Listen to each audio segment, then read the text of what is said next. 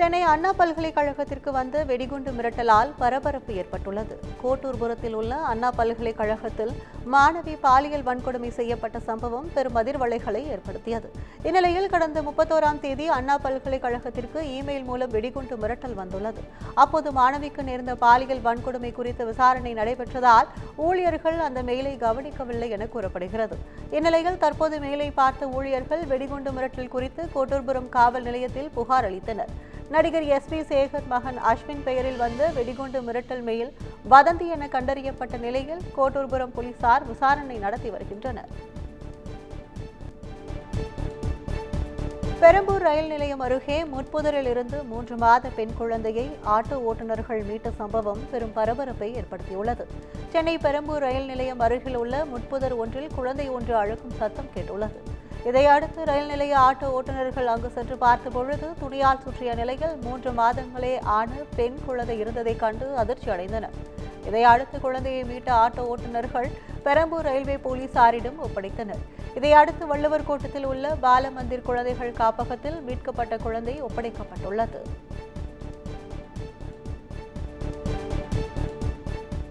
கோவையில் case tanker lorry கவிழ்ந்து விபத்துக்குள்ளான சம்பவத்தில் ஓட்டுநரை போலீசார் கைது செய்துள்ளனர். கேரள மாநிலம் கொச்சியில் இருந்து 18 டன் சமையல் கேஸ் ஏற்றிக்கொண்டு டேங்கர் லாரி ஒன்று கோவை FCI குடோன் ரோட்டில் உள்ள கேஸ் சிலிண்டர் நிறுவனத்தை நோக்கி சென்று கொண்டிருந்தது.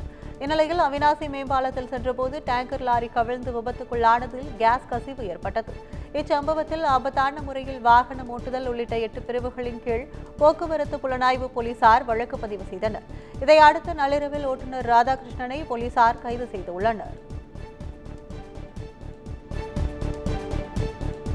பொங்கல் பண்டிகையை முன்னிட்டு சென்னையிலிருந்து பல்வேறு இடங்களுக்கு சிறப்பு ரயில்கள் இயக்கப்படும் என தெற்கு ரயில்வே அறிவித்துள்ளது. பொங்கல் பண்டிகைக்கு இன்னும் 1 வாரம் இருக்கும் நிலையில் தமிழக மக்கள் பண்டிகையை கொண்டாட தயாராகி வருகின்றனர். சென்னை உள்ளிட்ட பல்வேறு நகரங்களில் தங்கி வேலை செய்பவர்கள் பொங்கல் பண்டிகையை கொண்டாட சொந்த ஊர்களுக்கு செல்வார்கள். அவ்வாறு தென் மாவட்டங்களுக்கு செல்பவர்களுக்கு வசதியாக வரும் 10ஆம் தேதி முதல் சிறப்பு ரயில்கள் இயக்கப்படும் என தெற்கு ரயில்வே அறிவித்துள்ளது. அதன்படி 10, 11, 12, 13, 17, 18, 19 ஆகிய தேதிகளில் 2 மார்க்கத்திலும் ரயில்கள் இயக்கப்பட இருப்பதாகவும் தெரிவிக்கப்பட்டுள்ளது. கரூர் மாவட்டம் குளித்தலையில் யானை தந்தம் கடத்தி விற்பனை செய்ய முயற்சி செய்த சிறுவன் உட்பட 5 பேரை வனத்துறையினர் கைது செய்துள்ளனர். தமிழகத்தில் யானை தந்தம் விற்பனை செய்யப்படுவதாக சென்னை வனத்துறையினருக்கு தகவல் கிடைத்துள்ளது. அதனைத் தொடர்ந்து மதுரை, திருச்சி வனச்சரகர்கள் புரோக்கர் உதவியுடன் யானை தந்தத்தை வாங்குவதற்காக ஏற்பாடு செய்து குளித்தலை பகுதிக்கு வரவழைத்துள்ளனர். அப்போது ஈரோடு மாவட்டம் சத்தியமங்கலம் பகுதியைச் சேர்ந்த பெருமாள் என்பவர் தன்னிடம் இருந்த யானை தந்தத்தை விற்க சிறுவன் உட்பட 5 பேருடன் குளித்தலை பகுதிக்கு வந்துள்ளார். இந்நிலையில் அவர்கள் 5 பேரையும் கைது செய்த வனத்துறையினர் 5 லட்சம் மதிப்புடைய யானை தந்தத்தையும் பறிமுதல் செய்தனர்.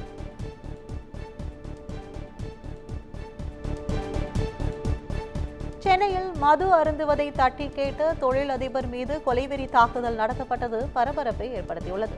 பள்ளிக்கரணை காமகோட்டி நகரைச் சேர்ந்த கமல்ஹாசன் என்பவர் கட்டுமான நிறுவனம் நடத்தி வருகிறார். இவர் வசிக்கும் அடுக்குமாடி குடியிருப்பிலேயே அவரது அலுவலகமும் உள்ளது. இந்நிலையில் புத்தாண்டை முன்னிட்டு அதே குடியிருப்பில் வசிக்கும் செல்வகுமாரும் அவரது நண்பர்களும் மொட்டை மாடியில் மது அருந்துவதற்காக கொட்டகை அமைத்துள்ளனர். இதனை கமல்ஹாசன் கண்டித்துள்ளார். இதனால் ஆத்திரமான செல்வகுமார் தனது நண்பர்களுடன் சென்று கமல்ஹாசனை அவரது அலுவலகத்தில் வைத்து கொடூரமாக தாக்கியுள்ளனர். இதன் CCTV காட்சிகள் வெளியான நிலையில் செல்வகுமார் உள்பட 6 பேர் மீது பள்ளிக்கரணை போலீசார் 7 பிரிவுகளின் கீழ் வழக்கு பதிவு செய்து விசாரணை நடத்தி வருகின்றனர். நெல்லை மாவட்டம் கஸ்தூரி ரெங்கபுரம் பகுதியில் மர்ம காய்ச்சல் பரவி வருவதால் கிராம மக்கள் அச்சமடைந்துள்ளனர். கஸ்தூரி ரெங்கபுரம் ஊராட்சிக்குட்பட்ட குட்டி நயினார்குளம் கிராமத்தில் உள்ள 60க்கும் மேற்பட்ட மக்கள் மர்ம காய்ச்சலால் பாதிக்கப்பட்டு ராதாபுரம் பகுதியில் உள்ள அரசு மற்றும் தனியார் மருத்துவமனையில் சிகிச்சை பெற்று வருகின்றனர்.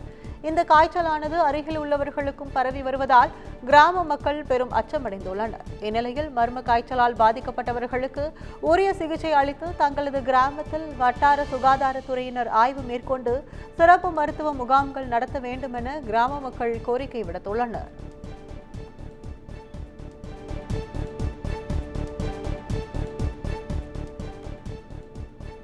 ஓசூர் அருகே விமான நிலையம் அமைக்க தேர்வு செய்யப்பட்ட இடத்தில் நிலங்களை அதிகாரிகள் அளவீடு செய்ததால் கிராம மக்கள் அச்சமடைந்தனர். கிருஷ்ணகிரி மாவட்டம் ஓசூரில் 2000 ஏக்கர்கள் நிலப்பரப்பில் விமான நிலையம் அமைக்கப்படும் என தமிழக அரசு அறிவித்தது. இதற்காக ஓசூரில் நாகுண்டப்பள்ளி, கோப்பனப்பள்ளி, தேவகானப்பள்ளி உள்ளிட்ட 5 இடங்கள் தேர்வு செய்யப்பட்டது. இதனை அடுத்து அப்பகுதியில் விவசாய நிலங்கள் அதிக அளவில் இருப்பதாக விமான நிலையம் அமைக்கக்கூடாது என கிருஷ்ணகிரி மாவட்ட ஆட்சியரிடம் மனு அளித்தபோது அந்த பகுதியில் விமான நிலையம் அமைக்கப்படாது என உறுதியளித்ததாக கூறப்படுகிறது. இந்நிலையில் கோப்பனப்பள்ளி பகுதியில் வருவாய்த்துறையினர் நிலங்களை அளவீடு செய்ததால் கிராம மக்கள் எதிர்ப்பு தெரிவித்து ஓசூர் வட்டாட்சியரிடம் முறையிட்டுள்ளனர்.